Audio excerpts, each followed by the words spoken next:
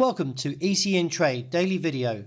Before we begin, it should be noted that any advice is of a general nature only and that your personal circumstances have not been taken into consideration.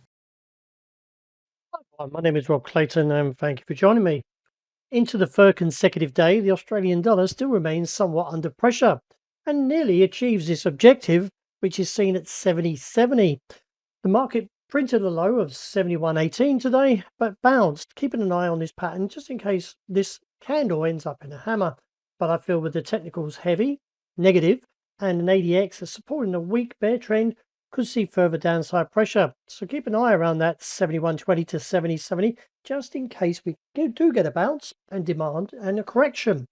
If not, then further stops could trigger the market lower down towards 70 cents. But one step at a time, let's see how the market kicks off at the start of this week. The euro also under pressure and still keeping an eye on its objective seen around 115.65.70.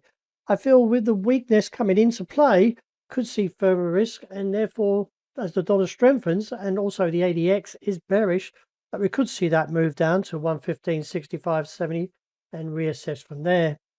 Market's still not backing down when it comes to dollar yen. As we can see, the bulls are still driving it higher. With that being said, on Friday's data, according to the Bureau of Labour Statistics, the US CPI accelerated to 3.8% in April from 3.3%, while the PPI surged to 1.4% month on month, up from 0.7% previously, adding concerns that rising energy prices and Middle East supply disruptions could keep inflation elevated. The hotter than expected data boosted speculation that the Fed may still hike rates before the end of the year. However, still keep an eye on the incoming leadership of Kevin Walsh as Fed chair. And also the Fed chairman, Jerome Powell, is keeping his job as governor. The uncertainty surrounding future US monetary policies under a Trump-backed Fed continues to keep traders cautious. Technically, though, no doubt there is still much speculation that there could be another intervention considering where we are. It's surprising though how the market just marches up and then one candle just wipes it out. So the bulls are determined, and as you can see with the ADX back in play to a bullish case, we just need one wipeout to take us back towards the bottom side of the range seen around 154. So although my view is neutral, just be very wary that we are back near intervention territory.